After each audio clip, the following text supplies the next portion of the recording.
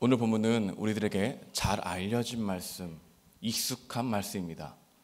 말씀이 익숙하다는 것은 좋은 것입니다. 왜냐하면 말씀을 편안하게 받아들일 수 있기 때문인 것이죠. 하지만 이 말씀이 익숙하다는 것은 또 한 가지 우리에게 위험성을 가져다 줍니다. 왜냐하면 그 말씀을 상투적인 말씀, 진부한 말씀으로 들을 수 있기 때문이죠. 우리가 아는 말씀이라고 생각하는 순간 말씀의 힘을 잃어버립니다. 아는 말씀이라고 주어지는 순간 그 말씀이 나의 마음을 새롭게 하지 못합니다. 아는 말씀이 새로운 말씀으로, 또한 이 말씀이 우리의 존재의 기반을 흔드는 진정한 말씀으로의 만남이 되는 시간 되길 소망합니다. 시편은 150편으로 되어 있고 시편은 5권으로 되어 있습니다. 왜 5권일까요? 모세오경이 5권이기 때문입니다. 모세오경과 같은 동등한 위치를 가진 것이 바로 시편이다라는 뜻을 가지고 있는 것이죠. 그래서 시편을 이스라엘 백성들이 매우 중요하게 여겼다는 것을 알게 됩니다. 이 시편이 언제 쓰여졌는가 학자들의 의견만이 다 다르지만 보통은 바벨론 포로 시대에 모아졌다라고 이야기합니다.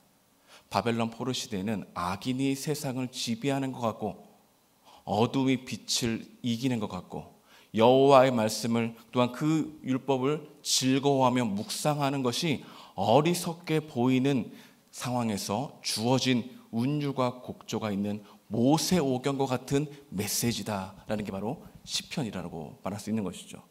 시편에는 하나님께 대한 기도와 탄원, 감사와 찬양, 그리고 하나님이 통치하지 않는 것 같은 이 세상 속에서 내가 주님을 따라가겠습니다라는 각오와 결심이 담겨져 있는 게 바로 시편이라 할 수 있는 것이죠.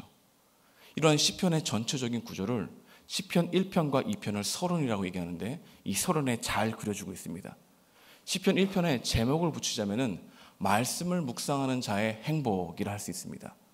시편 2편에 또 다르게 제목을 붙이자면은 하나님의 기름 부은 메시아에 대한 기대라고 할 수 있는 것이죠. 이것은 서론입니다.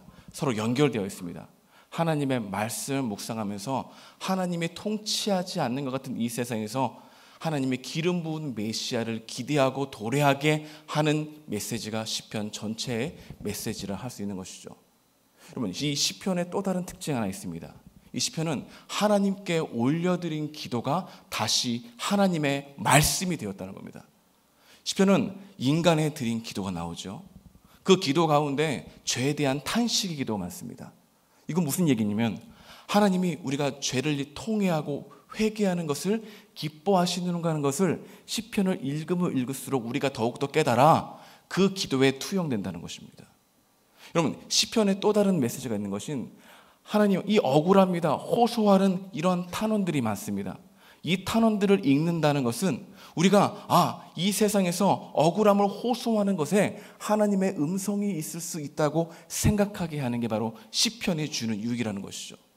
시편을 읽으면 읽을수록 공의와 정의가 흘러가는 곳에 귀를 기울이게 되고 또한 그렇지 않는 곳에 마음 아파하게 하며 사랑과 평화를 더욱 추구하게 하는 게 시편을 읽는 우리들에게 주는 유익이라 할 수 있는 것이죠. 예수님은 시편에 정통하셨습니다. 예수님은 시편을 사랑하셨습니다. 예수님은 시편을 통달하셨습니다. 예수님은 이 시편을 가지고 마음 가운데 이 하나님 나라의 부재에 대해 끙끙 앓면서 자신이 투영하는 일에 하나님을 자신의 몸을 바쳤다는 것을 알게 되는 것이죠. 여러분, 예수님 시대 당시에도 바벨론 포로 시대와 다르지 않았다는 겁니다.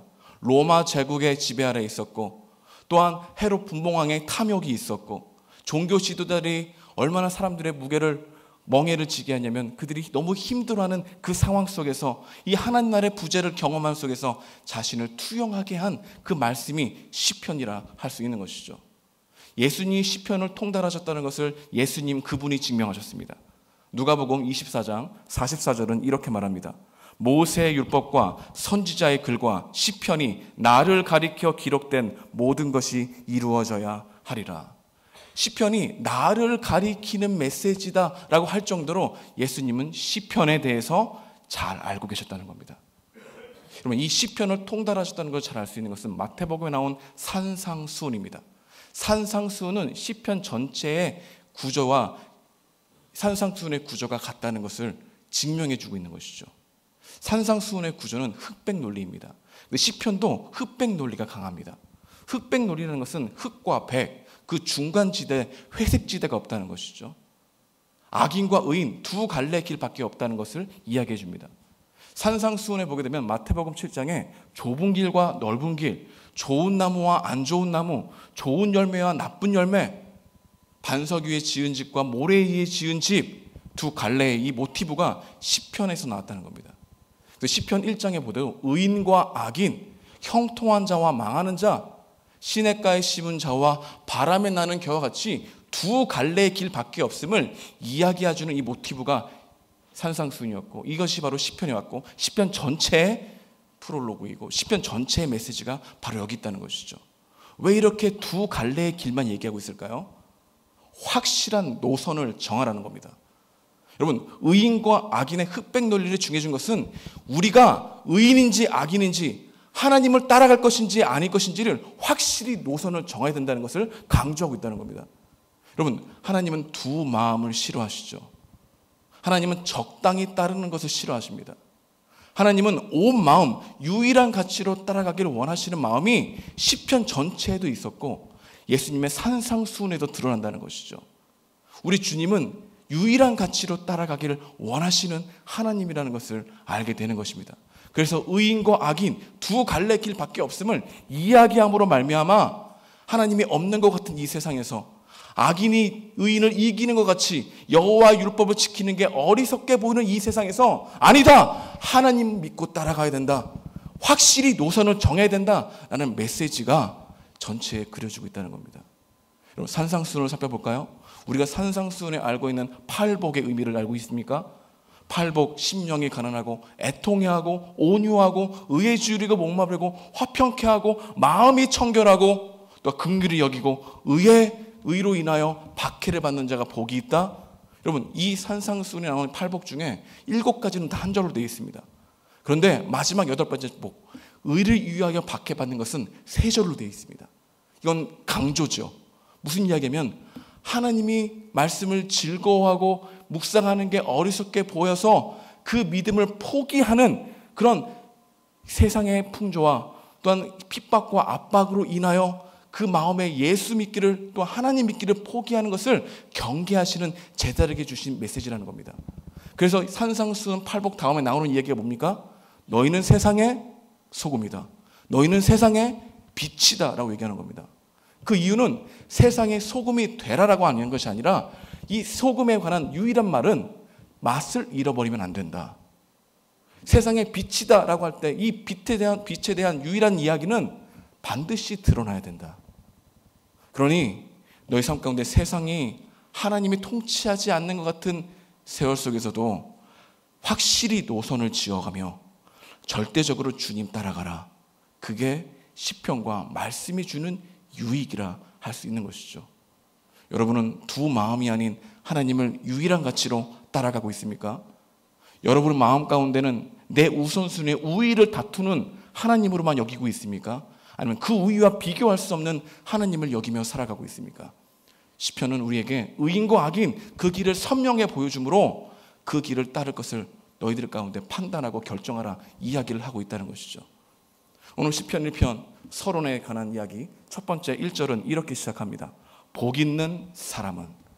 여러분, 복 있는 사람은 이렇게 시작하는데 히브리 원문에 보게 되면 복 있는 사람은 이라고 시작하지 않고 복이 있도다, 복되도다, 악인의 꾀를 쫓지 아니하고 죄인의 길에 서지 아니하며 오만한 자들의 자리에 앉지 아니하며 그 대신 즐거움이 여호와의 율법에 있고 주야로 그 말씀을 묵상하는 자여라고 얘기합니다. 여러분, 복 있는 사람이라고 하는 이 산문적인 형태로 보게 되면 우리는 선택적인 뉘앙스를 듣게 되죠. 복 있고 복이 없어도 상관없지. 그런데 시편에 있는 히브리 원문을 보게 되면 이것이 절대적으로 느끼게 된다는 겁니다. 복 있는 사람의 방점에 찍힌 게 아니라 악인의 꾀와 죄인의 길과 오만한 자의 자리에 앉지 않기 위해서 즐거움이 여호와의 율법에 있고 그 말씀을 읊조리는 자들이 의인이다라고 얘기하는 겁니다. 그래서 절대적으로 따라갈 길은 바로 세 가지를 하지 않기 위해서 두 가지를 힘쓰는 삶이다라고 말하고 있다는 것이죠. 그래서 의인의 길, 악인의 길, 또한 악인의 길과 죄인의 길, 그리고 또한 우리가 오만한 자에 앉는 것에 매여 있는 자는 복이 없다 하지 않고 멸망할 것이다, 악인이다 말하고 있다는 것이죠. 여러분, 이 세 가지를 살펴보십시오. 악인의 길, 죄인의 길, 오만한 자의 자리에 앉는 것, 굉장히 점진적이지 않습니까?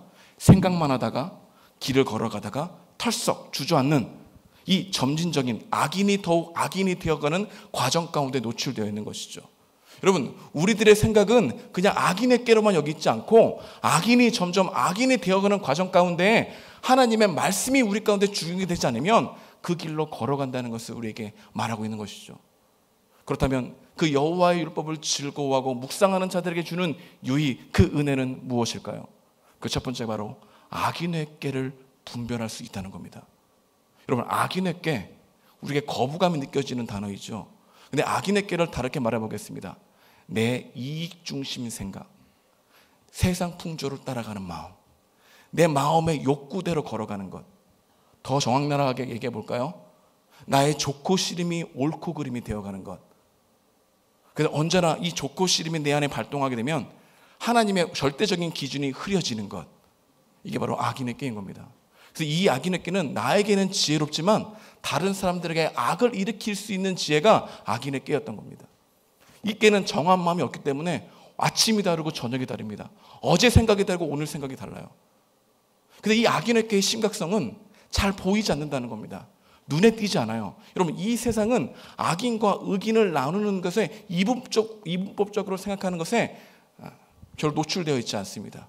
분별하지 않는다는 겁니다. 오히려 굉장히 흐려지죠. C.S. 루이스의 스크루테이프 편지를 읽어보셨습니까?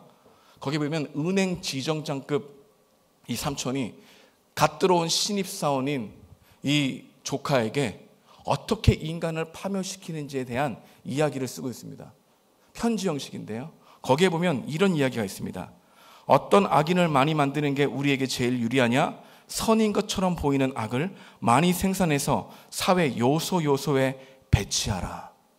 여러분, 이 세상은 만약 악인과 의인의 선명한 기준이 일어나면 우리는 악보다 선을 선택할 가능성이 큽니다.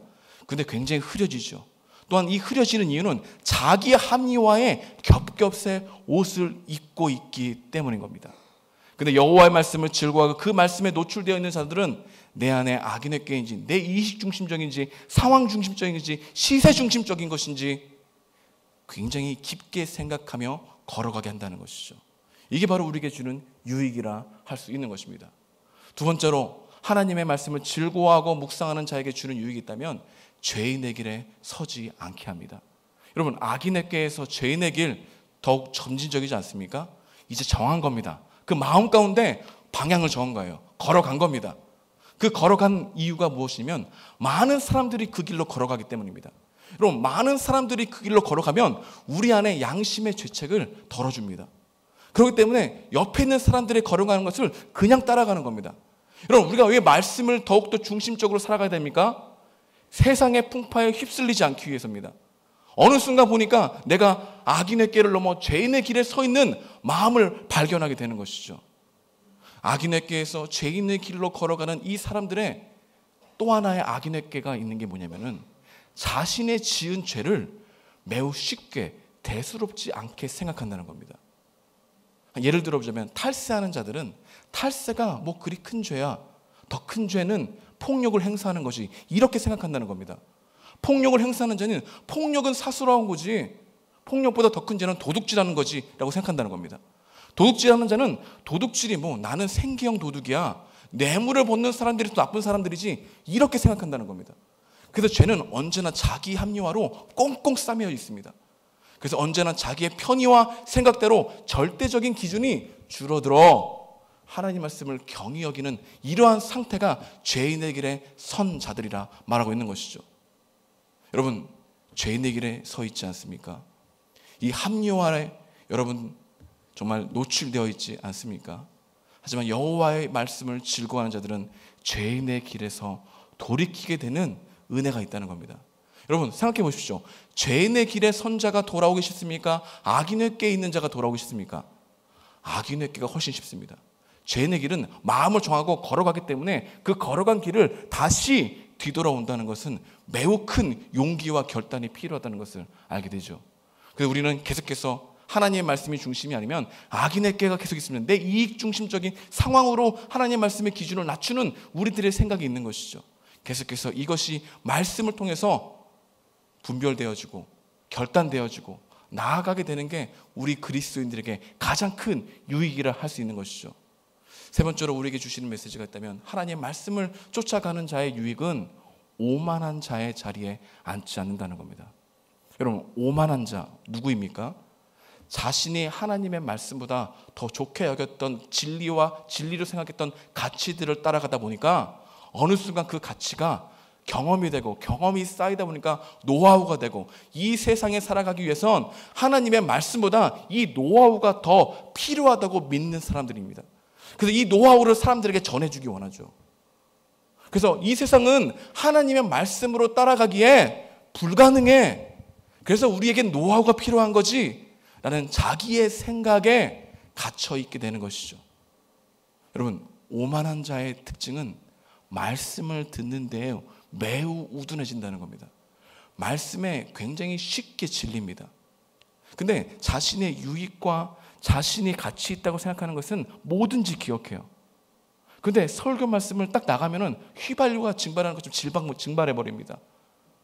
하나님 말씀을 한 장 읽고 그 다음 말씀 읽으면 그 앞장이 무슨 생각이 무슨 이야기인지를 하나도 기억하지 못합니다. 아니요, 기억 안 하는 것이죠. 말씀을 듣기에 우둔한 사람의 가장 무서움은 하나님의 말씀을 농담처럼 여긴다는 겁니다. 여러분, 이건 적나라한 표현이죠. 농담처럼 여긴다. 여러분, 창세기 19장에 보게 되면은 아브라함의 조카 롯의 이야기가 나옵니다. 하나님의 사자가 롯에게 이제 소돔과 고모라를 멸망시킨다고 얘기합니다. 이 멸망시킬 때 롯에게 먼저 내가 곧 멸망할 거니 빨리 떠나라는 얘기를 하죠. 그러자 롯이 급하여 자기 딸과 사이들에게 얘기합니다. 빨리 떠나야 된대. 지금 곧 하나님의 사자가 유황을 내리며 이 땅을 멸절하실 것이래 라고 말씀하셨습니다. 그러자 롯의 사이가 그 이야기를 어떻게 듭니까? 농담으로 듣죠. 창세기 19장 14절은 이렇게 말합니다. 롯이 나가서 그 딸들과 결혼할 사이들에게 말하여 이르기를 여호와께서 이 성을 멸절하실 터인데 너희는 일어나 이곳에서 떠나라 하되 그의 사이들은 농담으로 여겼더라. 여러분, 하나님의 말씀을 농담으로 여긴다고 하나님의 말씀이 농담이 됩니까? 그런데 오만한 자의 특징은 하나님의 말씀을 농담으로 여기고 한 귀로 듣고 한 귀로 흘려버리는 마음 가운데 있는 거죠. 왜 그런 줄 아십니까? 하나님의 말씀의 가치보다 내가 이 세상에서 누리는 가치가 훨씬 크다는 생각을 하기 때문인 것이죠. 그 가운데 우리에게 주어지는 것은 악인의 꾀와 죄인의 길과 오만한 자의 자리에 앉지 않기 위해서 즐거움이 여호와의 율법에 있고 그 말씀을 묵상하는 이 두 가지 일이 매우 중요하다는 것을 다시 한번 상기시키고 있다는 겁니다. 여러분, 말씀을 즐거워한다는 것은 말씀이 이루어지는 현실에 대해서 아멘하는 것이고, 여러분, 말씀을 묵상하는 것은 어둠이 이 세상을 이기는 것처럼 보이는 이 세상 속에서도 아니다, 여호와의 율법을 즐거워하는 것이 더욱더 우리 가운데 가장 행복한 길이라는 것을 끙끙대며 읊조리며 믿고 걸어가는 삶이라는 것을 알게 됩니다. 여러분, 말씀 중심으로 사게 되면 악인의 꾀가 크게 보인다는 겁니다. 여러분, 말씀 중심으로 살게 되면 죄인의 길에 서는 것을 두려워하게 된다는 겁니다. 여러분, 말씀 중심으로 살게 되면 오만한 자의 자리에 앉는 것에 대해서 굉장히 마음 가운데 어려워한다는 겁니다. 의인의 회중에 들지 못해 조바심을 느끼는 게 말씀을 읽고 묵상하는 자들의 주는 유익이라 할 수 있는 것이죠. 전 여러분들이 말씀 중심으로 살아가는 은혜가 있기를 소망합니다. 말씀을 적용하기 원합니다. 오늘 우리에게 주시는 메시지가 바로 이겁니다. 첫 번째로, 말씀 중심으로 살기에 너무 바쁘다고 핑계대지 말라는 겁니다. 너무 바쁘기에 말씀 중심으로 살아가야 된다는 겁니다. 너무 바쁘기에 하나님의 말씀과 기도가 우리 가운데 정착되어야 된다는 겁니다. 우리가 말씀 중심으로 살아가지 않으면 어느 순간 악인의 꾀와 죄인의 길과 오만한 자의 자리에 앉아있는 내 모습을 보게 된다는 것이죠. 여러분, 이 세상은 너무나 분주합니다. 여러분, 분주함의 특징은 급하다는 것이죠. 그래서 말씀을 읽는데도 빨리 해치워 버립니다. 그리고 듣는 데에 매우 둔감해집니다. 왜냐? 그 머릿속에 해야 될 것에 생각이 가득하기 때문이시죠. 이 세상은 분주한 뿐만 아니라 바쁩니다. 바쁘지 않는 사람은 없는 것 같습니다. 바쁩니까? 라고 물어보는 것은 미덕처럼 여겨지는 세상입니다. 제가 바쁩니까? 한가합니다 라는 이야기를 거의 들어본 적이 없는 것 같습니다. 우리는 언제나 바빠요. 근데 진짜 바빠서 바쁜 것도 있지만 마음이 바빠서 바쁘게 느껴지는 것도 있다는 겁니다. 여러분, 케빈 드영이라고 하는 미국의 복음주의 신학자가 미친 듯이 바쁜이라는 책에 보게 되면 현대인들이 바쁜 이유를 설명해 주고 있습니다. 그 설명 중에 하나가 왜 현대인들이 그렇게 바쁜가? 지나친 디지털 기기의 사용이 바쁘게 한다는 겁니다. 우리 늘 접속되어 있습니다. 늘 접속되길 원합니다. 페이스북뿐만 아니라 인스타그램, 카톡, 알지 않아도 될 정보들을 계속해서 보고 있죠. 그래서 너희들은 바쁘다고 얘기하는 것입니다.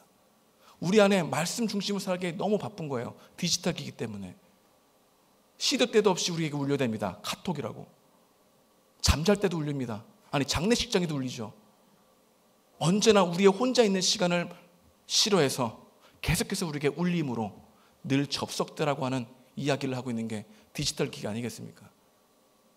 또 한 가지 우리가 바쁜 이유를 보게 되면 이 세상에 더욱 중요한 인물이 돼야 된다는 생각이 바쁘게 만든다는 겁니다. 내가 좀 더 열심히 하면 어느 정도 위치에 올라갈 거야. 그러니 나를 바쁘게 지내야 된다고 다그친다는 것이죠. 또 우리가 진짜 바쁜 이유는 내게 대한 책임감, 그것이 우리를 바쁘게 만든다는 겁니다. 여러분, 우리는 더 많이의 노예입니다. 더 잘해야 된다, 더 많이 해야 된다, 더 성장해야 된다. 그래서 우리는 충분히 하지 못하는 것에 늘 실망감을 가지고 있습니다. 근데 어느 순간 계속해서 더 많이, 더 잘, 그게 우리를 바쁘게 만들죠. 근데 여기에 복음이 있습니다. 우리 예수님은 모든 능력이 있음에도 불구하고 모든 일을 하지 않으셨습니다. 우리 예수님은 모든 사람의 필요를 하셨지만 모든 사람의 필요를 채우기보다 예수님의 공생애 동안에 하나님이 맡겨주신 사람들에 대한 일을 하셨다는 것을 알게 되는 것이죠. 그런데 복음은 우리에게 더 많이 일을 요구하지 않지만 이 세상은 더 잘하거나 더 많이 하지 않으면 무가치한 존재로 바라보기에 늘 바쁘다고 이야기합니다. 또 우리가 바쁜 이유는 다른 사람들의 인정을 받기 위해 바쁘다고 얘기하는 것이죠. 늘 다른 사람들에게 호응해야 하는 존재가 바로 우리 존재라는 생각이 들기 때문에 바쁘는 것입니다. 그래서 우리는 성취를 통해서 계속해서 바쁨을 유지하려고 합니다. 성취를 해야 내가 어느 집단에 계속해서 머물 수 있다는 생각이 우리를 바쁘게 만드는 것이죠. 또 한 가지 우리가 바쁜 이유는 바빠야만 내가 존재적으로 가치 있는 사람이라고 느끼기 때문에 바쁜 겁니다. 그래서 여유를 매우 두려워합니다. 내가 지금 여유로울 때가 아니지, 그런 생각을 하게 한다는 겁니다. 근데 여러분, 이런 바쁨을 유지하려고 하는 우리 마음 가운데 치명적인 위기가 찾아옵니다. 내 안에 기쁨과 평안함이 사라지게 되죠. 정신없이 바쁜 것을 격양되게 지내다 보면은 어느 순간 내가 분노가 너무 빨리 찾아온다는 걸 알게 되고 짜증이 너무 빨리 찾아오는 걸 알게 되고 너무나 쉽게 두려움을 휩싸인다는 것을 알게 되는 것이죠. 여러분, 또한 이 바쁘해지는 위기는 항상 마음을 다른 것에 뺏긴다는 겁니다. 여러분, 특히 관리할 거나 소유한 게 많으면 많을수록 거기에 신경을 쓰다 보니까 정말 하나님의 말씀과 내 삶을 뒤돌아보는데 신경을 쓰지 못하기 때문에 그것이 바로 치명적인 위험이다 말하고 있는 것이죠. 그리고 진짜 바쁜 사람의 위기는 뭐냐면 내 영혼에 대한 성찰할 시간이 없다는 게 가장 큰 문제라는 겁니다. 근데 우리들은 바빠야 신실하고 바빠야 성실하며 바빠야 내가 충성된다고 생각한 겁니다. 여러분, 바쁜 건 바쁜 겁니다. 바쁜 게 다 좋은 건 아닙니다. 하지만 우리는 바쁘기 때문에 다시 한번 우리 마음을 뒤돌아봐 주님께로 나가야 되는 것이죠. 여러분, 우리 예수님도 많이 바쁘셨습니다. 예수님의 성무 일과를 그려놓은 마가복음에 보게 되면 예수님은 언제나 중요한 일과 시급한 일을 항상 생각하시면서 시급한 일을 먼저 하셨던 주님을 보게 됩니다. 예수님께 중요한 일은 무엇이냐면 가르치는 겁니다. 병든 자들을 고치는 겁니다. 귀신들을 내쫓는 겁니다. 예수님이 이걸 중요하게 여겼습니다. 그런데 이 중요한 것을 시급한 것보다 먼저 하진 않으셨습니다.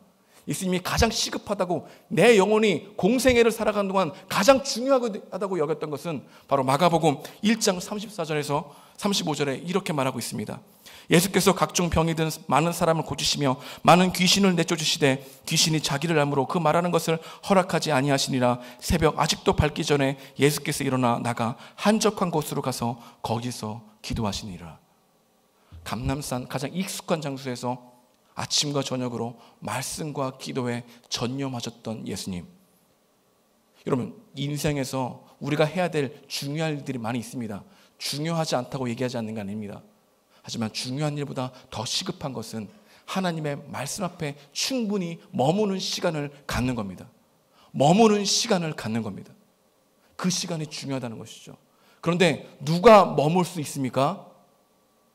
하나님 앞에 머무는 것이 나의 인생에 가장 중요하다고 믿는 사람만 머물게 되겠죠. 그래서 인생은 믿음의 싸움입니다. 나는 무엇을 믿고 있는가? 나는 정말 하나님의 말씀에 머물러 있는 시간이 나를 가장 행복하게 이끌어준다는 것을 믿고 살아가는 사람이야말로 그 길에 걸어갈 수 있다는 것이죠.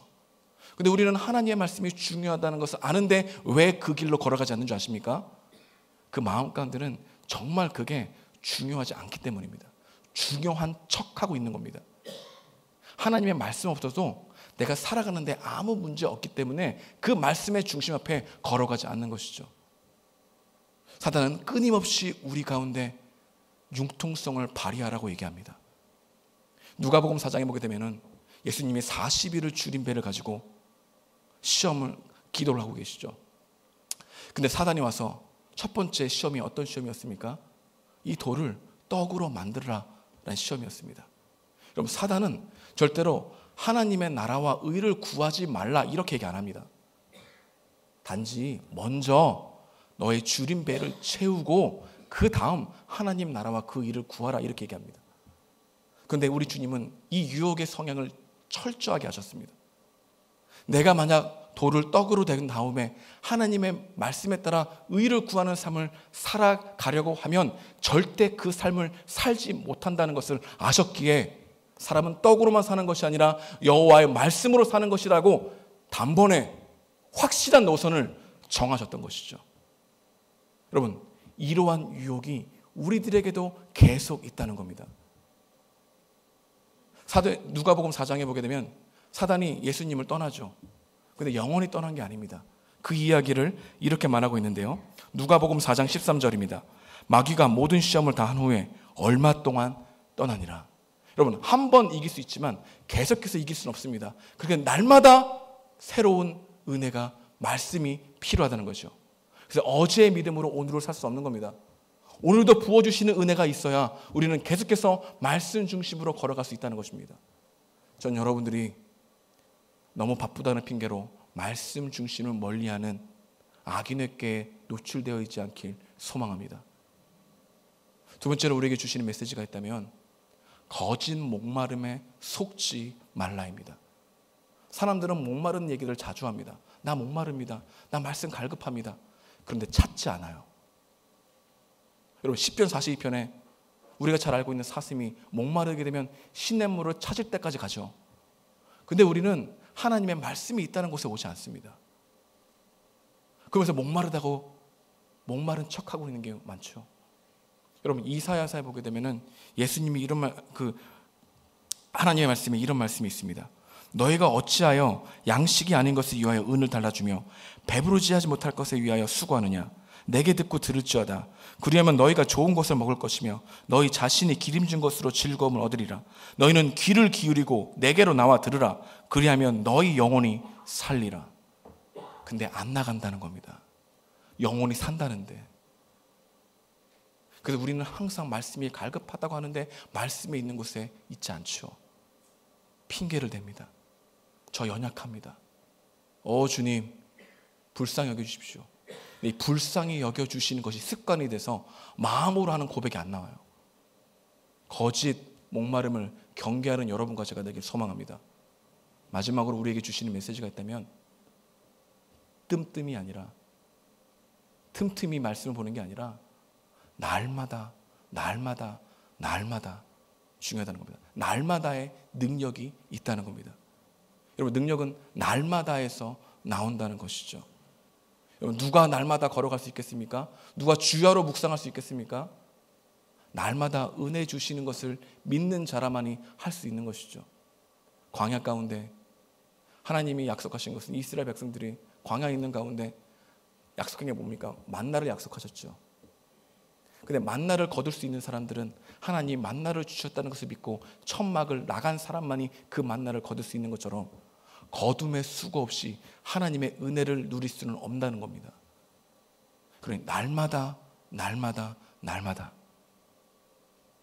여러분, 날마다를 포기하면, 하나님의 말씀을 포기하면 하나님으로부터 오는 복을 포기하는 겁니다. 날마다 기도를 포기하면 하나님으로부터 오는 은혜를 또한 그 축복을 포기하게 되는 것이죠. 날마다 주님의 은혜 가운데 악인의 꾀와 죄의 길과 오만한 자의 자리에 앉지 않기 위해서 끙끙대며라도 걸어가는 여러분과 제가 되길 주님의 이름으로 축복드립니다.